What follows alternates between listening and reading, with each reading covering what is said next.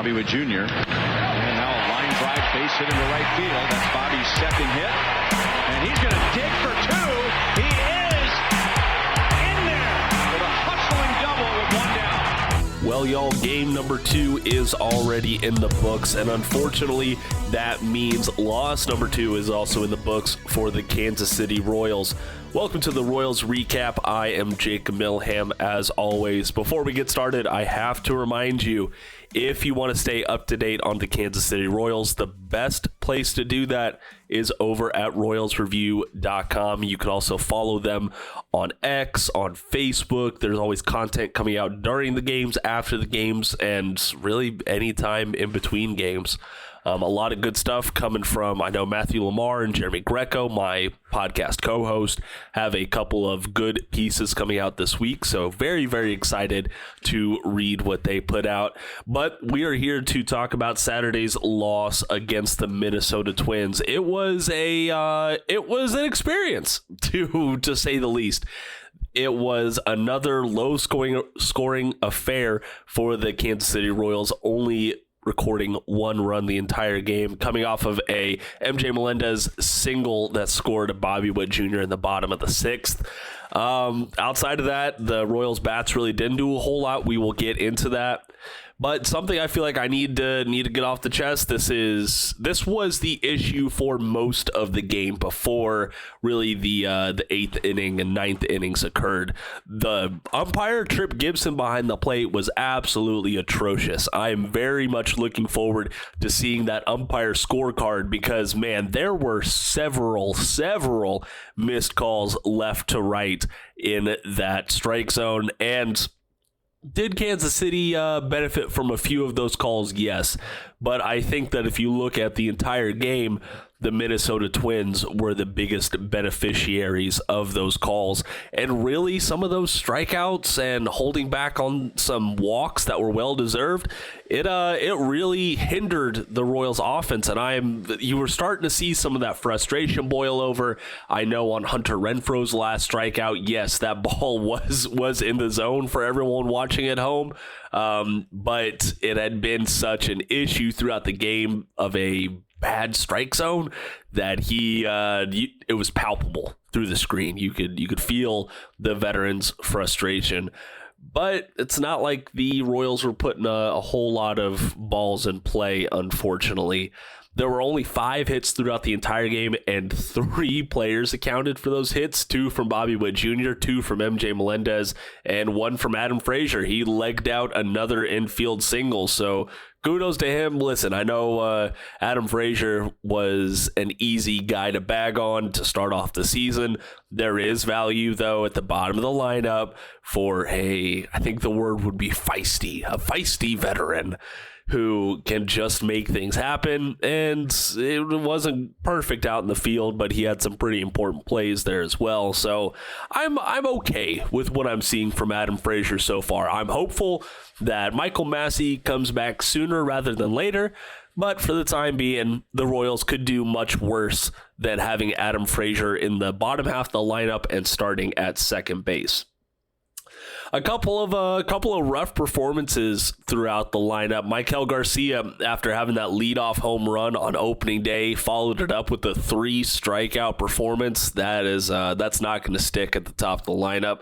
Plus, already talked about Hunter Renfroe. He also had a 3 strikeout game. Things are looking pretty rough for him. I know it's only 2 games into the season, but there was so much negative.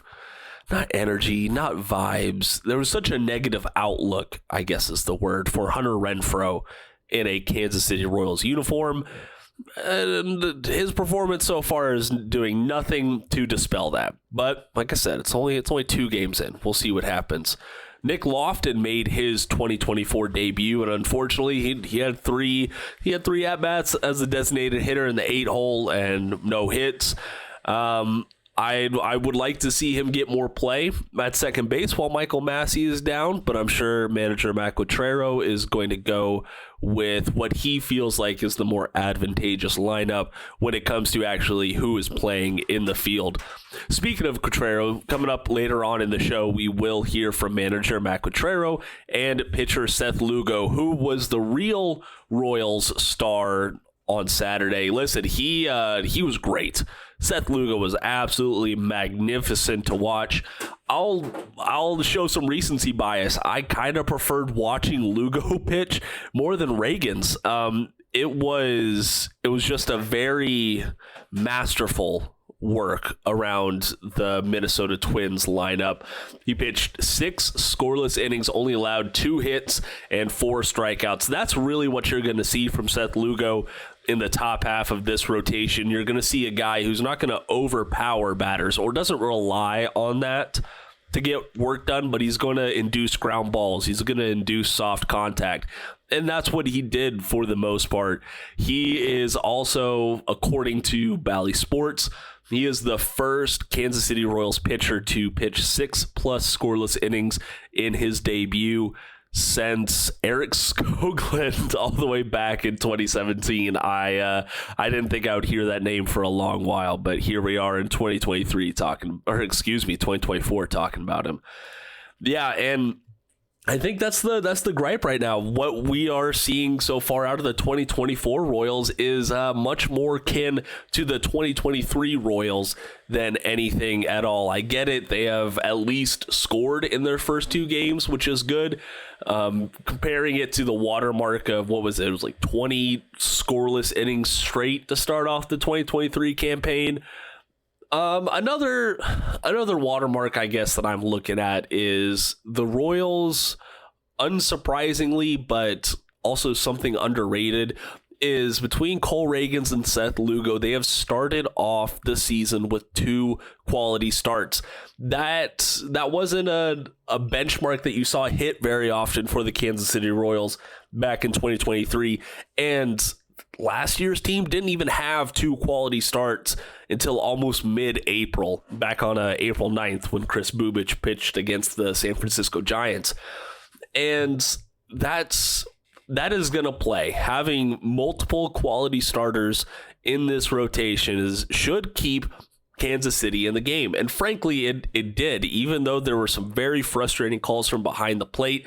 According to MLB.com, the Royals were the favorites to win until the top of the 8th, when James McArthur gave up that run and it tied things up. And then even heading into the bottom of the 9th, the Royals were favored to win. They had a 71% chance of winning.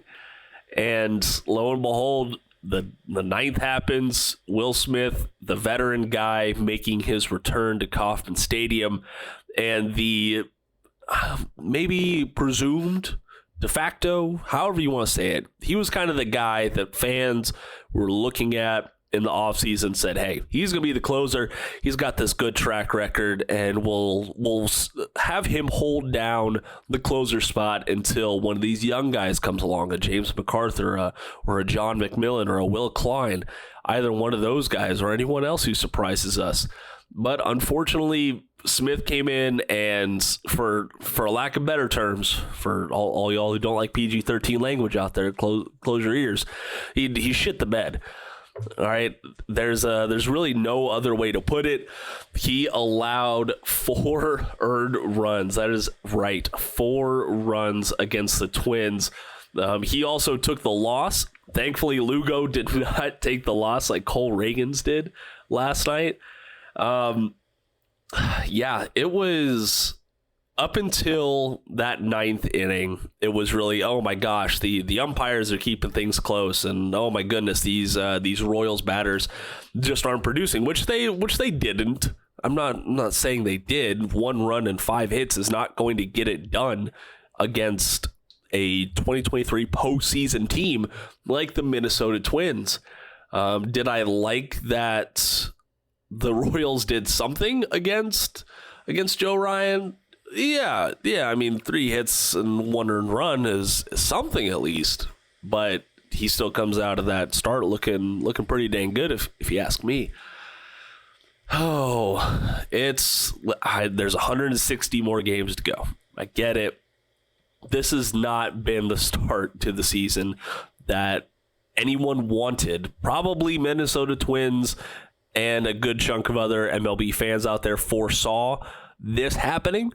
But I know Royals fans are clamoring into Kauffman Stadium saying, hey, maybe we could really set the tone for this 2024 season. Maybe these new guys can come in and get some things done and prove that we are different. And that just hasn't happened yet. Am I saying that it won't happen? No. But the adage still stands. You can't win a division in April, but you certainly can lose one. And I'm recording this on March 30th as only 2 games are in the books.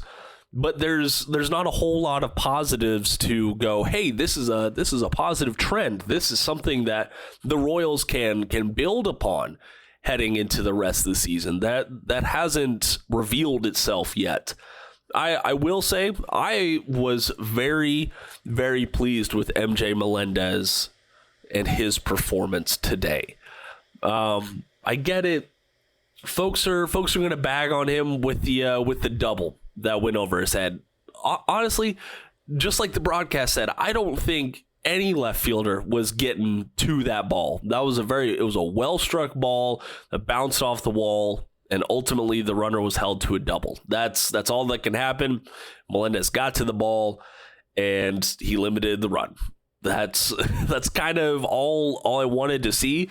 At times in 2023, that would have been a triple, because maybe he would have bobbled the ball or misread the ball even more. We are at least seeing progression from him out in the field, so I am liking to see that.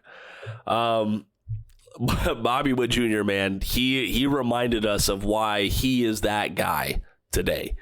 That him just stretching that what would have been a single for 95% of the rest of the league, he stretched out into that double that put him in scoring position and to put the Royals on top, thanks to Melendez. Ultimately, both teams were bad for most of the game with runners in scoring position. The Twins, thanks to their late inning surge, went 3 for 13 with runners in scoring position, while the Royals went 1 for 6 with runners in scoring position. That conversation is going to continue, really, until the Royals prove us wrong. That's just how it is. I was surprised to see Bobby Witt Jr. get caught stealing a base today. It was a great throw from Twins catcher Vasquez to the first base side of second base, and Carlos Correa made a great snag. And you're not going to see that happen very often against Witt, but it's the early season, and I'm sure he's going to steal a lot more bags than we will see him get caught. Rounding out some of the other batting stats from today, 3 walks, 1 from Witt, Pasquantino, and then the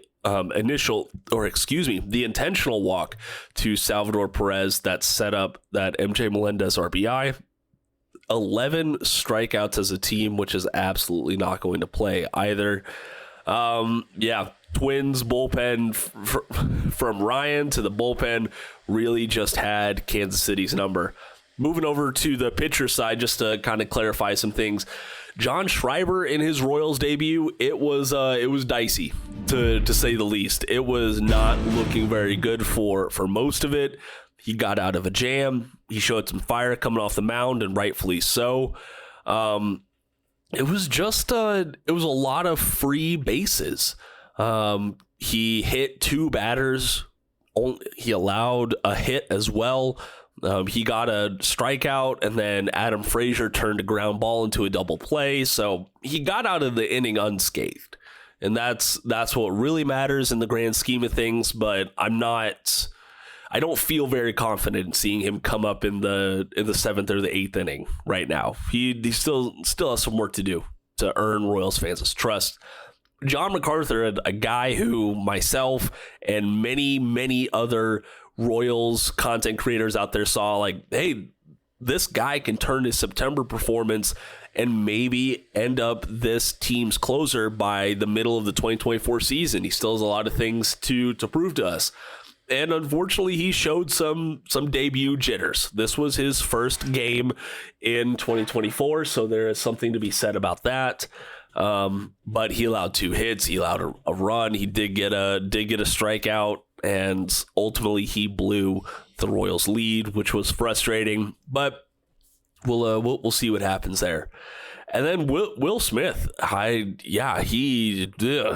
was gross. It was pretty bad out there for him. 4 earned runs in the 9th with 2 walks, no strikeouts.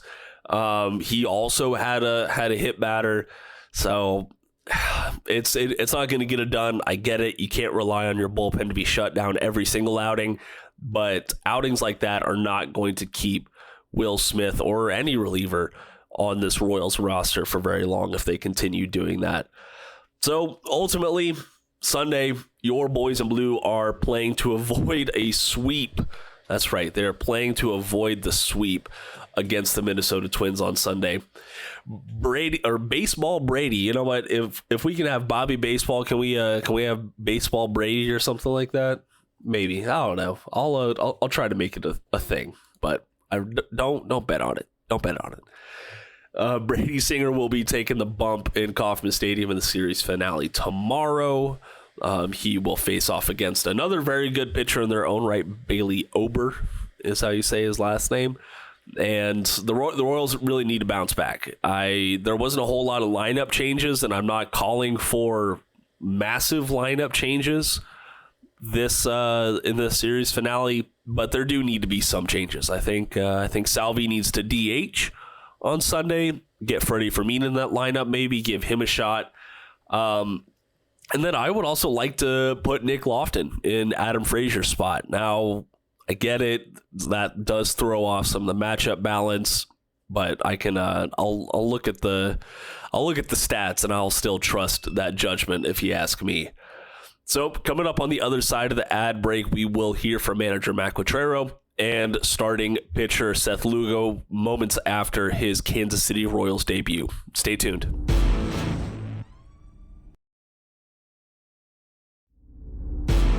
Got the 2 strikes a couple times. I didn't see on that replay that there was a hit by pitch, but they called it. So that was a tough way to start. And then you get 2 strikes on a couple guys and just couldn't put them away. How much confidence do you have? Yeah, he's going to be a stabilizer back there. He had a rough first game, and that's it. What do you think of Seth Lugo's performance today? He threw the ball really well. He had good movement. He was locating, deceptive, and he gave 6 shutout innings. A couple of nice defensive plays, Michael in the first, and then MJ as well. And what do you think about those catches out there in defensively for your team? So we know Michael's a really good defender, regardless of where he plays. MJ, that was at the time the play of the game right there. Keep it scoreless. Obviously, it was going to be a pitcher's duel. So anytime you can keep the game scoreless, that's what you're looking for. Just with Lugo, much with him and able to. Yeah, you saw the weak contact, you saw the ground balls, you saw, when he needed a strikeout, go to the breaking ball, get the swing and miss. So, yeah, is he going to go scoreless every time? Probably not, but you feel really confident that he can do what he needs to do based on what he has that day. During 2020, any thought to letting him go out there for the 7th at 86? No, that was a lot for him today. First time out, just where he was fatigue-wise, how hard he was working. And what did you think of Schreiber getting out there? Yeah, that's unusual for him to hit 2 left-handed batters in the same inning. So that's really unusual. So the ground ball is what you expect. Santana put a good swing on that changeup to get a base hit, but otherwise, he had the movement. His stuff looked good. Matt, this probably. Oh, sorry. Go ahead. This probably goes without saying, but when you get 2 starts like that, do you have a sort of inner sense that this evens out over time? Oh, sure. Yeah. If we continue to pitch like that, we're going to be fine. What has stood out just about the plate appearances over the first couple of games? Obviously, Bobby swung the bat really well today, but just overall, I know you faced some good pitching too. Yeah, we did. Yeah, I mean, they've thrown the ball really well. We know coming into this series, both of those starters are really good. They got a deep bullpen. Those guys at the back end have 4 pitches, throw really hard. So we know they're going to be tough at bats. What kind of challenges Joe Ryan specifically bring? He's very unique. You know, he's got the low slot, kind of the rise. You know, that splitter is really developed. He locates really well, and he's extremely confident. You mentioned that hit by pitches with Schreiber. Was that he just trying to go in there? And you mentioned it was so unusual. I mean, it's unusual for a sidearm guy to pull him to that side of the plate, but yeah, I mean, I'm guessing he was just trying to run a 2-seamer back in, but I didn't go look at the video, but. So good. It was nice weather out there. It was, it was fun. It's fun to be competing here. Any nerves or anything for your official debut? Yeah. It took me probably 2 or 3 batters to get settled in, but, I went out there for the second and, felt like I was getting to work. A couple of nice defensive plays you got out there. How much did that help you out on the mound? Oh, big time. I think both of them came in really important spots where if they get through, I think that's runs. So, it's nice when you have defensive help like that and, make great plays, and that was good to see. How important is it for you to continue to induce ground balls and just get through the innings efficiently? Very important. I think, my goal is to pitch as deep as possible, and, if you're hunting strikeouts, that tends to, get the pitch count up pretty quick. So, going for weak contact and ground balls, that's part of my game plan. How do you feel like the curveball, did it get better as the outing went on, or was it pretty good throughout it? Well, I felt like it got better.